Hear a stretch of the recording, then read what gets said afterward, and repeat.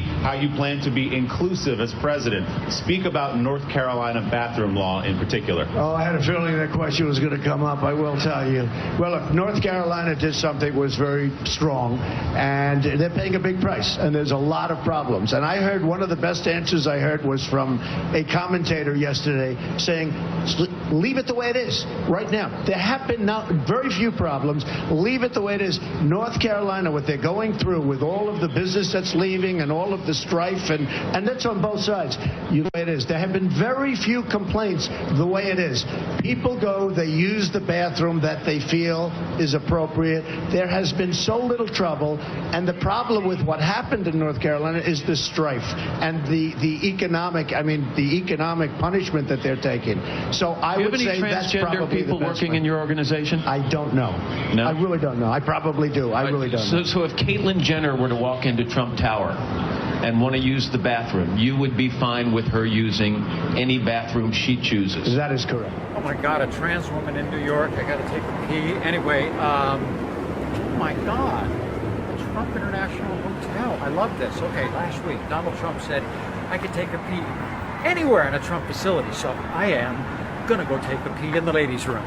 Putting Trump to the test. Today, Caitlyn Jenner stepped into the murky world of US election politics when she posted this video on Facebook. And not anymore.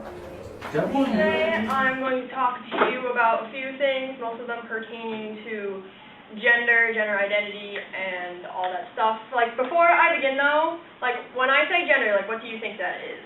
Guy and girl, boys and girls.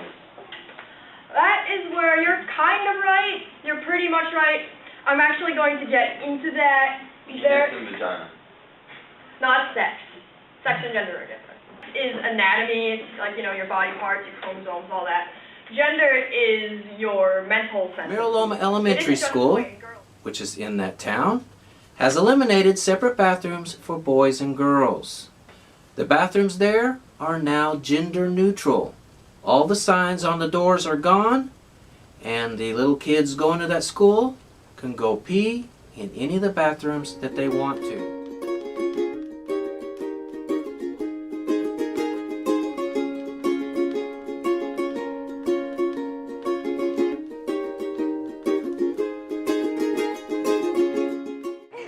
I think it'll help students feel more comfortable, and it'll make people happy in their school and know that they're accepted. Accepting people, we're accepting club sports while we use it. That sounds awesome to me. Good job. I think it's good. Yeah. If it makes people comfortable, then good. I think it's a good idea for like different types of genders, people who want to be female, people who want to be male. Everywhere we go, people want to know. People want to know who we are. Who we are. So we tell them. So we tell them.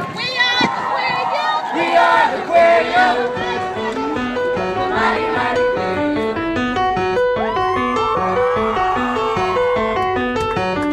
Yes, we did it.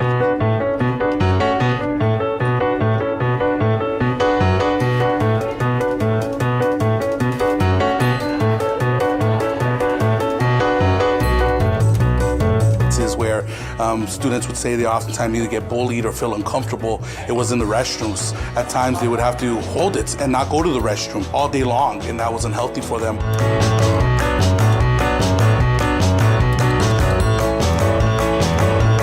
At first there was confusion because we thought all the restrooms were going to be gender neutral, but that wasn't the case. We just really wanted one restroom.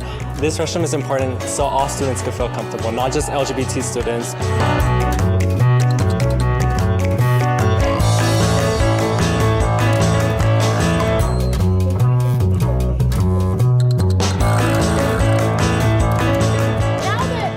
Focusing a little more on transgender issues, there is one particular school district in the Bay Area in California that has decided to create gender-neutral bathrooms. Now, this is specifically a San Francisco elementary school, and I love what they're doing. Let's show you a little example of their bathroom signs now. It includes men and women, or girls or boys, and they want to basically accommodate students who might not necessarily identify with the gender that they were born with. Or let's say they are girls who identify as tomboys. They want to make sure that it's a gender-neutral environment where they will feel as comfortable as possible. Now, Mira Loma Elementary School's principal did make a comment about this. He says, "We are the first elementary school in the district to say that's not good enough. All of our students should have full, equal, safe, comfortable access to facilities." So far, no parents have complained, probably because this school is in San Francisco, which is a very liberal area. Retain some of the original shapes of man-made structures. This stunning structure stands out as a singular formation with 4 sides, surrounded by a deep moat.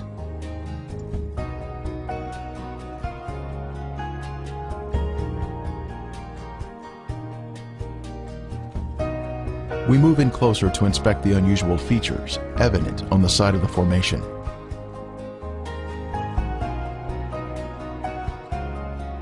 On the side of the structure, this swirling pattern is different from any type of sedimentary rock or soil that would normally contain horizontal, even layers.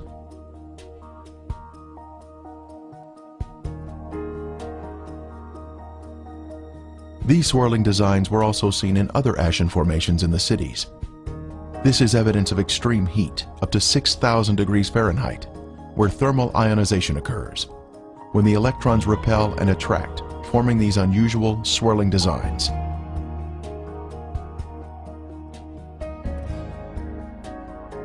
In Lot's day, this area was a swirling cauldron of death and destruction, rained down from the Lord in heaven. Good evening, everyone. I'm Darren Perrin. And I'm Kristen Kelly. A Vermont teen is pushing to have gender-neutral bathrooms in all middle and high school. We spoke to the Human Rights Commission yesterday and to our Bianca Slota today. She's live in the newsroom. Bianca, what's the story here?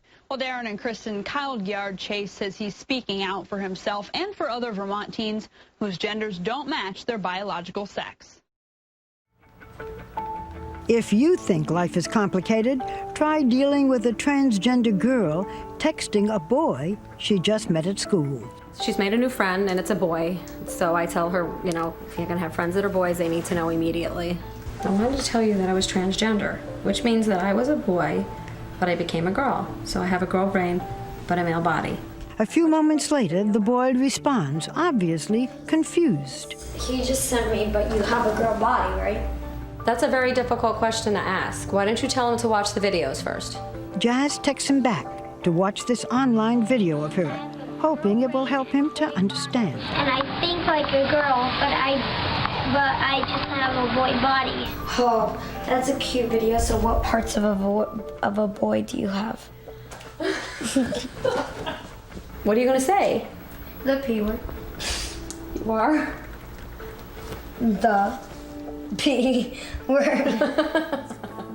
Like a tattoo that won't rub off, the P word is likely to follow Jazz everywhere. I don't care what he thinks about me. If it's bad, if it's good, then I love him, so I am. What are you doing, Jazz? Oh, wait to hear what she's up to. Greg has been down this road before with his oldest daughter, but advising a transgender tween with a crush is new territory. What did he say? He accepts me for who I am. Oh, that's sweet. You happy? Now I'm texting my friend about it. I gotta go. Come on, what'd you do this time? Just reach behind the pillow. 14-year-old Corey, who was born a boy, has been referring to herself as a girl for the last 5 years. She also has a puberty-suppressing implant.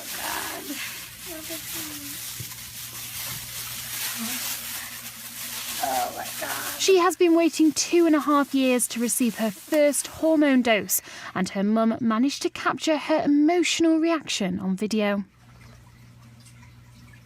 Do you know what that is? Do you know what that is? What is Trigger warning ahead. John Hopkins psychiatrist now coming out exposing the fraud of transgenderism. Yes, Michael W. Chapman for CNS News reports some news that will certainly trigger transsexuals across America to cry out in agony.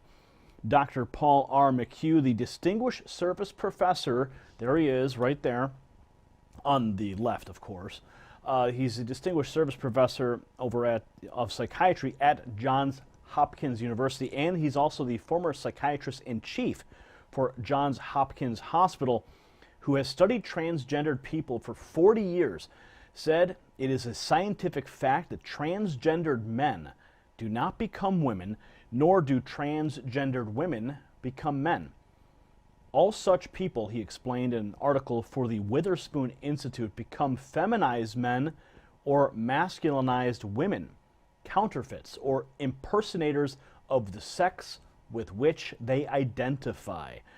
Dr. McHugh, who is the psychiatrist-in-chief at Johns Hopkins Hospital for 26 years in the medical institute that had initially pioneered sex change surgery and then later ceased the practice, stressed that the cultural meme, or the idea that one's sex is fluid and a matter of choice, is extremely damaging, especially to young people. Chapman continues that the idea that one's sexuality is a feeling and not a biological fact is doing much damage to families, adolescents, and children, and should be confronted as an opinion without biological foundation wherever it emerges, said Dr. McHugh in his article, Transgenderism, a Pathogenic Meme. Write that down, Google it, Transgenderism, a Pathogenic Meme. Okay, the article continues here. Dr. McHugh stated, and he's speaking out, quote, because truth matters, but also because it's overlooked amid the hoopla enhanced now by Bruce Jenner's celebrity and Annie Leibovitz's photography, because their propaganda has created many victims. He writes here, think, for example, of the parents whom no one, not doctors, schools, nor even churches, will help to rescue their children from these strange notions of being transgendered and the problematic lives that these notions herald, warned McHugh. They rarely find therapists who are willing to help them work out their conflicts and correct their assumptions. He writes, rather, they and their families find only gender counselors who encourage them in their sexual misassumptions. In addition, he said both the state and federal governments are actively seeking to block any treatments that can be construed as challenging the assumptions and choices of transgendered youngsters. Caitlyn Jenner is ready to bear it all. Us Weekly is reporting that Jenner is set to pose in nothing but an American flag and her Olympic gold medal on the cover of an upcoming issue of Sports Illustrated. While there's no word yet on when the issue is set to hit stands, it is set to celebrate the 40th anniversary of her 1976 Montreal Summer Games decathlon win. This would mark the first time Caitlyn has posed nude or been photographed with the medal since her transition last year. She's excited about that, a source revealed. Know that the people of North Carolina, Mississippi are wonderful people. They are hospitable people. They're beautiful states, and you are welcome. And you should come and enjoy yourselves. And I think you'll be treated with extraordinary hospitality. I also think that the laws that have been passed there are We are here to announce a significant law enforcement action regarding North Carolina's Public Facilities Privacy and Security Act, also known as House Bill 2. Now, the North Carolina General Assembly passed House Bill 2 in special session on March 23rd of this year. The bill sought to strike down an anti-discrimination provision in a recently passed Charlotte, North Carolina ordinance, as well as to require transgender people in public agencies to use the bathrooms consistent with their sex as noted at birth, rather than the bathrooms that fit their gender identity. The bill was signed into law that same day. And in so doing, the legislature and the governor placed North Carolina in direct opposition to federal laws prohibiting discrimination on the basis of sex and gender identity. More to the point, they created state-sponsored discrimination against transgender individuals who simply seek to engage in the most private of functions in a place of safety and security, a right taken for granted by most of us. Last week, our Civil Rights Division notified state officials in North Carolina that House Bill 2 violates federal civil rights laws. We asked that they certify by the end of the day today that they would not comply with or implement House Bill 2's restriction on restroom access. An extension was requested by North Carolina and was under active consideration. But instead of replying to our offer or providing a certification, this morning, the state of North Carolina and its governor chose to respond by suing the Department of Justice. As a result of their decisions, we are now moving forward. Today, we are filing a federal civil rights lawsuit against the state of North Carolina, Governor Pat McCrory, the North Carolina Department of Public Safety, and the University of North Carolina.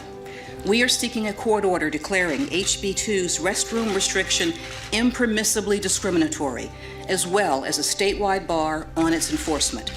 Now, while the lawsuit currently seeks declaratory relief, I want to note that we retain the option of curtailing federal funding to the North Carolina Department of Public Safety and the University of North Carolina as this case proceeds. Joining me now, North Carolina Governor Pat McCrory. Governor, thank you so much for being here. So let's start with this. Thanks. What was the fear that led to the enactment of this law?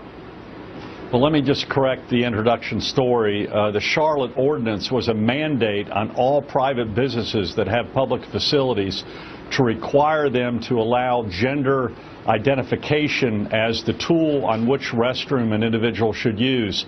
So basically what we did in the state of North Carolina was overturn a local mandate on private businesses. I do not want government to be able to tell private businesses what their bathroom policy should be. I have no desire to be the bathroom police for private business. So one of the great misinterpretations from the New York Times and the Huffington Post and others is that we passed a bathroom law on private businesses. Just the opposite. But with respect to government businesses, you have passed a law that requires people to use the gender that aligns with their biological gender at birth. That's correct. With regards to rest stops on the highway, with regards to universities, with regard to our high schools and junior highs and elementary schools, we do require that. What was the concern specifically? What was the evidence that led you to believe this was a problem? It wasn't. It was a respect for privacy. It was an expectation of privacy that individuals have, especially our youth have, when they go into a locker room, a shower, or a restroom. They expect only people of their gender to be there in that shower, locker room, or restroom. And it's a tradition that we've had for many years. Let me ask you about that. Let's take locker room and dressing room out of it for now. Let's talk about bathroom for a second. Well, that's a part of it, though. I know, but a law can be drafted narrowly or broadly. And this one encompasses all three. And so I want to ask you about bathrooms, because I've been in women's bathrooms my whole life. And we don't have the urinal situation. We got like the stalls, and we get to go in, we go to do our business, and like we don't see each other. So why are you concerned about, young girls exposing themselves or seeing somebody else exposed in a woman's bathroom? Well, first of all, I can't believe we're talking about this. This is not an issue that I started. This is an issue that the left started, not the right. And it's not just women's bathroom, it's boys' bathrooms. And in fact, the Obama administration now is putting requirements on federal money given to states that they also have to have this gender identification requirement for our schools. And this case is being tested in Virginia and Illinois. If you could just, I just think we all. Strange anomalies can be seen here, such as these fragile layers of material which disintegrate when touched. The limestone buildings in the cities of Sodom and Gomorrah were totally transformed into ash by the consuming fire of the Lord. Evidence of this destruction is revealed in the white gypsum anomalies in the area, including unusual shapes of chalk-like material, which is not found in other parts of the country.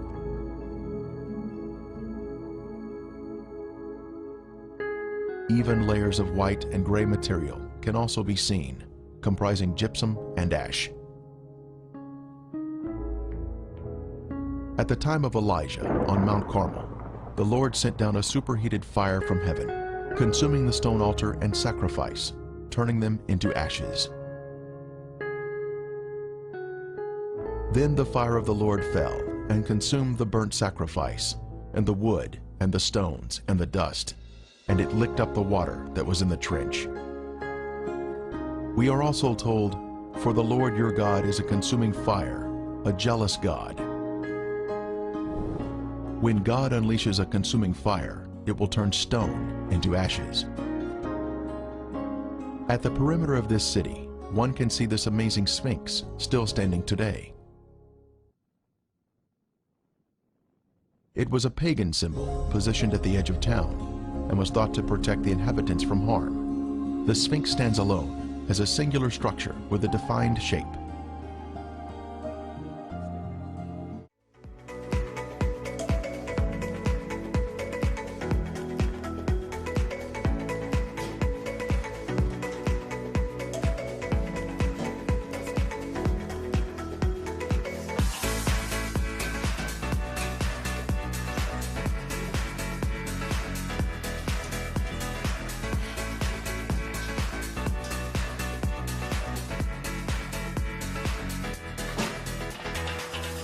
Well done, girls. I have to say, it looks such hard work. Last week, we did a story about how porn giant xhamster.com decided to shut off service to North Carolinians as a result of the passing of HB 2, the controversial bill barring cities from enacting any laws to protect the LGBT community.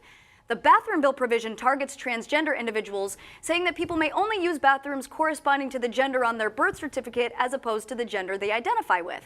Well, we're in for a treat today because I have Mike Coolidge, spokesman for xhamster.com, here in the studio to talk with me about the decision to say no porn for you to North Carolina. So, welcome, Mike. How are you doing today? Thank you so much. I'm good. All righty, let's go ahead and jump right in. So, Mike, we've already seen a lot of big companies criticize the legislation. We talked about how PayPal decided to not open up global headquarters in North Carolina as a means of protest. We've seen Bruce Springsteen and Bryan Adams cancel concerts there. I'm just curious, can you talk me through xHamster's decision to bar North Carolinians? Yeah, xHamster is one of the biggest porn sites in the world, and we have users from every type of gender identification or sexuality, so we just felt it was extremely unfair what they were doing. Okay, we're down at Sodom and Gomorrah still. Right in front of you see some unusual looking spots on this, shall we say, layer of ash. It's not stone, it's ash. Now we'll move in for a close-up of this. And you can see that they're kind of circular shaped places. Now what we have found, and we'll move in a little closer here, is that inside each of these is sulfur. And we'll go collect that sample in a bag.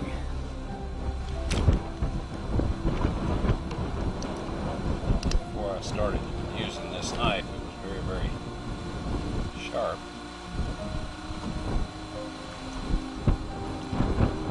Okay, here this is, and we have collected some more, and it smells. Bruce Springsteen and his E Street Band have canceled their concert scheduled for tomorrow in Greensboro, North Carolina, to protest the state's new law blocking anti-discrimination measures for gay, lesbian, and transgender people. Springsteen said the law overturns progress in recognizing the human rights of all people. His boycott is one of a growing number of economic hits to North Carolina and other states adopting similar laws. Joining me now to discuss that is political reporter Kevin Robillard. Joins us from Washington. So how significant has this been for North Carolina? I mean, it's been bad press for them all week, but does this make an economic impact? Clearly, it's starting to have one. Last night, there were some reports from the North Carolina media that, significant numbers of conventions were either canceling or reconsidering going to North Carolina, which is something that translated to, the thousands, potentially the tens of thousands in hotel room stays. And, chances are when you're staying in a hotel, you're also, going out to eat and, purchasing things at nearby stores for your family or whatever. So, yeah, this is something that has a ripple effect when, these boycotts or decisions not to go to North Carolina. On Tuesday, January 12th, Hot Octopus, a company specializing in sex toys, erected what is called a Guy Five booth on 28th Street and 5th Avenue in New York City, where men could go to relieve stress. The booth was inspired by Time Out and Glamour magazine surveys which concluded that between 31 and 39% of men admit to masturbating while at work. Hot Octopus says it created the booth so men can take this habit out of the office and into a more suitable environment designed to give the busy Manhattan man the privacy and the high-speed internet connection he deserves. The company claims approximately 100 men used the booth on its inaugural day and plans to add more pop-up booths around Manhattan, in other major U.S. cities, and in London, where the brand has a more loyal live following. streamed sex acts to classmates on Facebook. The students at Barack Obama's School of Career and Technical Education received a new version of sex education recently. According to CBS News Chicago, they reported that police in Milwaukee have now launched an investigation after 3 teenagers live streamed themselves having sex while their classmates watched on their phones at school. It's interesting that this was a tech school, right? So certainly they're exploiting technology and the human form, but these are teenagers live streaming sex acts to Facebook to their fellow classmates. What is going on in this world? CBS 58 in Milwaukee reported that 2 girls, 14 years old and 15-year-olds, as well as a boy, 15, reportedly skipped school back in January, and then they engaged in sex acts off school grounds while streaming the video live on Facebook. Now, 4 students, they write, watched the video on their phones while in a health class at the Barack Obama School of Career and Technical Education. Controversy this morning surrounding Disney's much-anticipated Frozen 2. There's now an online push to make a big change to one of the stars. Some Frozen fans want Disney to give Elsa a girlfriend in the upcoming sequel. This is all in an effort to raise LGBT awareness. Let it go, let it go, can't hold it back anymore. Could Disney let its writers go ahead and make Elsa a lesbian for the sequel of Frozen? The hashtag Give Elsa a Girlfriend has gone viral. A teen tweeted that out last month and basically said it'd be iconic if it happened. Mixed feelings online, of course. We'll just have to wait and see what Disney decides. All right, meanwhile, another topic. Target has come out and they have said that the customers at Target can use restrooms and dressing rooms that match your gender identity. In other words, do you identify as something that is contrary to how you were born, essentially? In dressing rooms, too. Yeah, and so what has happened since then is the American Family Association started a boycott. And so far, 340,000 people have signed the pledge not to go to Target anymore because they don't like the idea.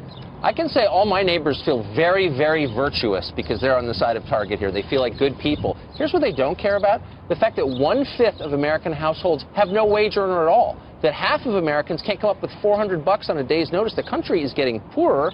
People are terrified. They need jobs and higher wages, and yet the elites are focusing on bathrooms? Where's the evidence there are a lot of people being discriminated against at Target bathrooms? I don't think there's any evidence. The American Family Association said this means a man can simply say he feels like a woman today and enter the women's restroom, even if young girls or women are already in there. We asked you what you thought, and you have lit up the email machine. Marjorie says, I'm a woman, and if this is Target's new policy, then I will not shop there. They are now infringing on my rights as a woman. Oh, your rights don't count, Marjorie. You know that. Target really did outdo themselves, says Mariano. They should be boycotted by the entire decent population. Men should never be allowed in a woman's bathroom. All right. What do you think about that? You can email us, friends of Fox News. Governor Dan Patrick. Sir, thank you very much for being here with us tonight. Your comments Sure, first Megan, on, in response to the White House's remarks on you.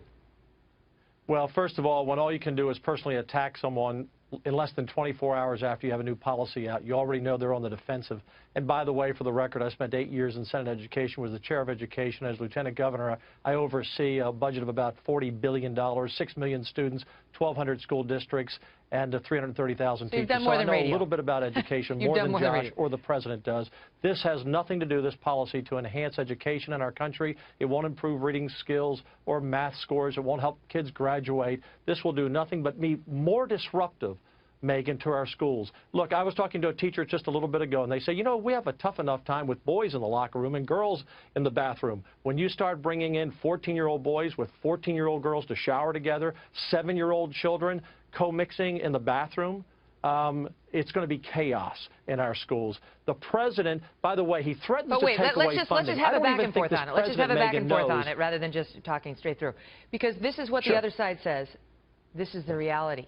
This is the reality of life in 2016 America, that we are now finally getting to the point where we recognize that there are trans women, trans men, trans girls, trans boys, and that they have been stifled and tortured in a way for so long that, yes, there may be some disruption in mainstreaming these kids and getting things to a place where they're accepted, but that it's for the greater good. Megan, the transgender population supposedly is around 0.3%. And by the way, every school district has handled the transgender children just fine. They make accommodations. We make accommodations in America for all types of students who come to school with all types of issues. Again, America is not going to stand for having their teenagers shower together or go to the bathroom together in elementary school. It's not going to happen. This will be the beginning of the end of public education as we know it. It's going to inflate the roles quickly in private schools and homeschoolers. It's going to push school choice all across this nation. Why? If you could answer my question, why? Why won't Americans stand for that? Why is it like, try to articulate why it goes against common sense, common decency, privacy, comfort, safety, the value system of people. And by the way, Megan, this is not a partisan issue.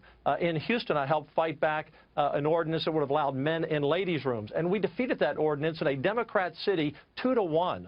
Families, men black, in the brown, ladies' and room white, Republican, Democrat, will not accept this, trans Megan. women in ladies' rooms? Pardon? Pardon? The ordinance would have allowed men in the ladies' rooms, or it would have allowed trans women in the ladies' rooms?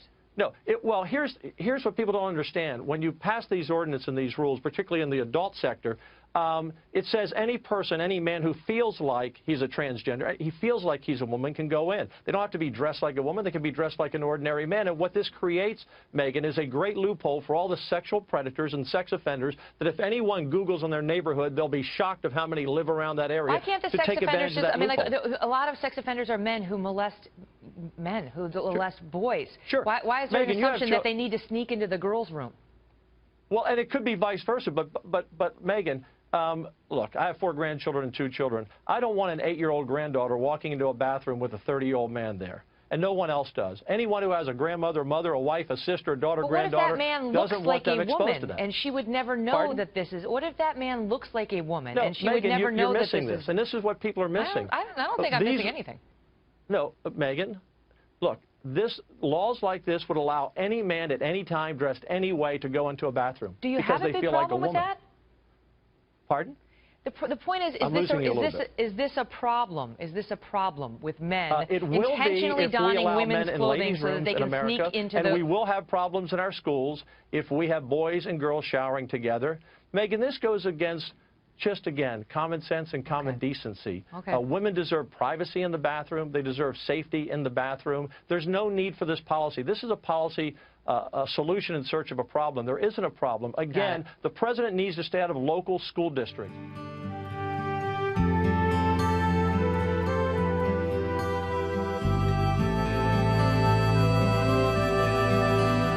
The most impressive evidence was this cremated bone fragment that was left behind from some lost soul of Gomorrah.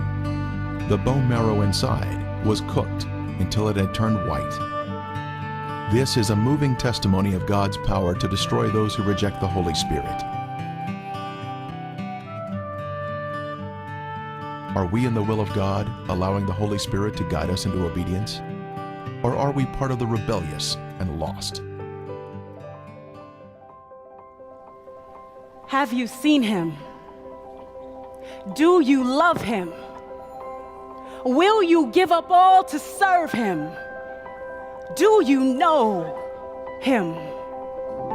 Here comes the Lamb of God, passing by, robed in splendor. Angels bowing at his feet, trembling in complete surrender.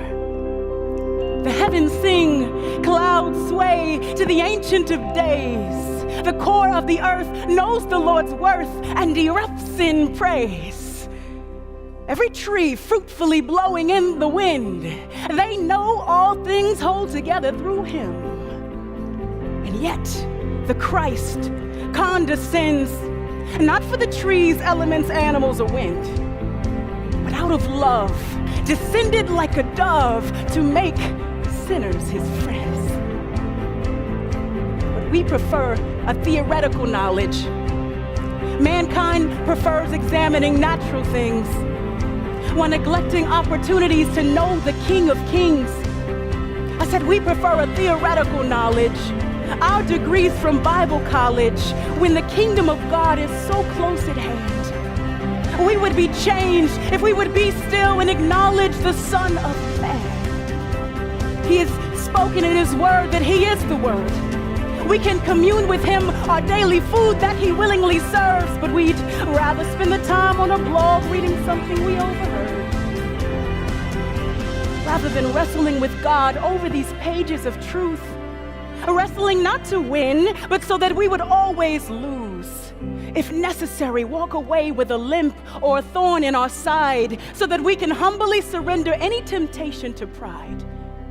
Can't be content tweeting quotes from men who labor in the presence of the Most High. We settle for secondary revelation, and yet we wonder why we're so dry, shallow like a bonsai, waiting for a like, rather than an eternal love from the one who gave his life.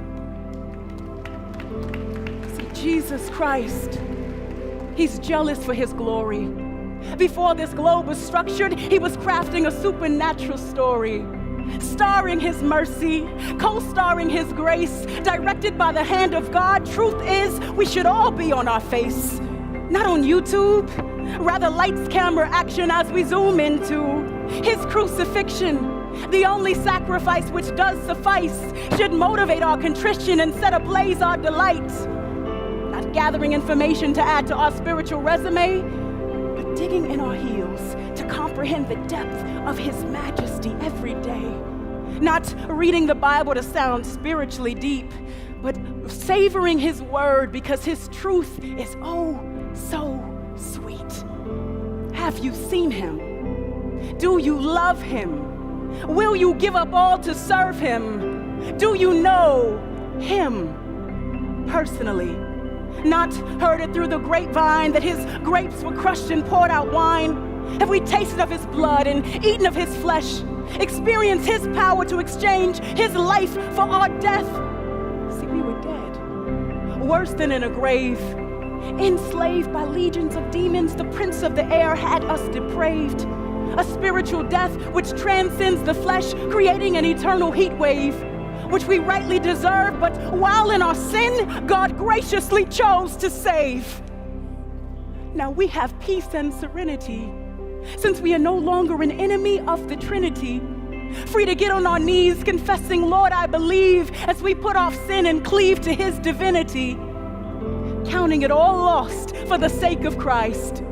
Anything gained in this world cannot be compared to the fact that we have been paired with, made heirs with, his holiness who chose to spare us with himself. He gave us himself as his treasure.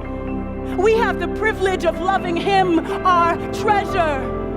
From the moment we were born again until forever ends, which is never. Have you seen him? Do you love him? Will you give up all to serve him? Do you know